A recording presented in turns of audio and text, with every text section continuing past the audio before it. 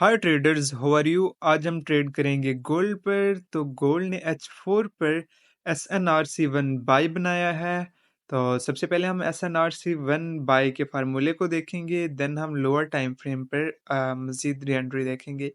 तो यहाँ पर गोल्ड ने SNRC1 बाय बनाया और बहुत ही अच्छा रिएक्ट किया और अब गोल्ड बुलिश ट्रेंड में है, यानी कि बुलिश मोमेंटम में है।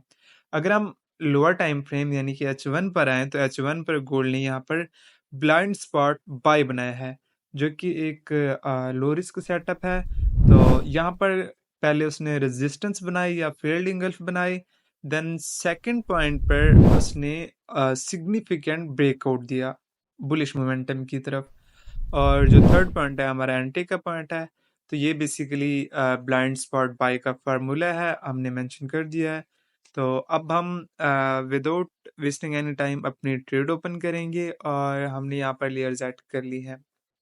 बाय द वे, जब तक प्राइस जोन में है हम अपनी लेयर्स ऐड कर सकते हैं। अगर हम बीबीए पर आए तो H4 पर प्राइस ने CSM बाय बनाया, देन री एंट्री, फिर सी साक बाय, फिर री एंट्री दी प्राइस ने।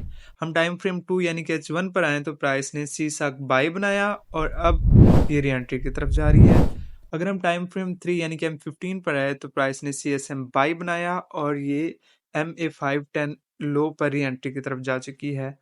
तो हम मज़ीद लेयर्स ऐड करेंगे क्योंकि प्राइस जब तक जोन में है हम लेयर्स ऐड कर सकते हैं।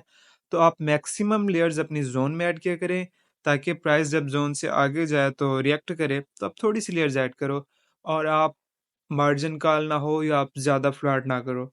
एक जगह पर अपनी सारी लेयर्स आप कभी भी मत ऐड कीजिएगा। डिफरेंट 10 पिप्स 5 पिप्स के ड्यूरेशन में आप लेयर्स ऐड करते जाएं। अगर आप स्टार्टिंग में हो यानी कि न्यू लेयर्स आप करना चाहते हो मगर अच्छी तरह से नहीं कर पा रहे, तो आप कुछ लेयर्स आप ऐड करो, देन जो बाकी लेयर्स है आप उसका वेट कर लो, थोड़ी सी ऐड करो।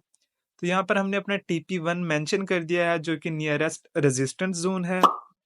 अगर प्राइस हमारे TP1 को ब्रेक करेगी तो इससे नेक्स्ट जो हमारा रेजिस्टेंस का जोन है हम उससे TP2 लेंगे।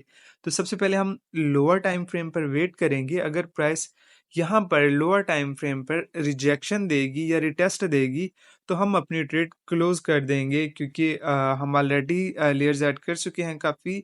अगर प्राइस ने ज़्यादा रिटेस्ट दिया तो हम मार्जिन कॉल हो सकते हैं उस रिटेस्ट पर। तो इसलिए हम ज़्यादा वेट नहीं करेंगे, हम वेट करेंगे अपने रीटेस्ट का।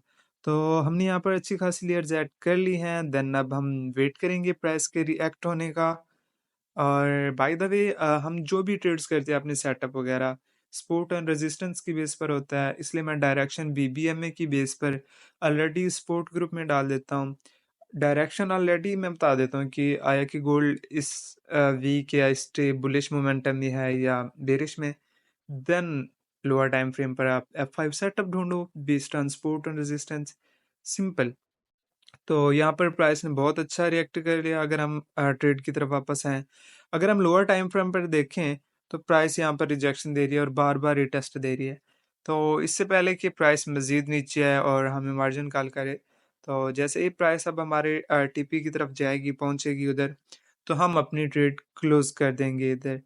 तो आई होप कि आपको वीडियो पसंद आई होगी। आप हमारे टेलीग्राम चैनल को भी ज्वाइन कर सकते हैं, डिस्क्रिप्शन में लिंक मौजूद है। सो यहाँ पर हम अपनी ट्रेड क्लोज कर देंगे, then see you in next video. अल्लाह हाफिज़।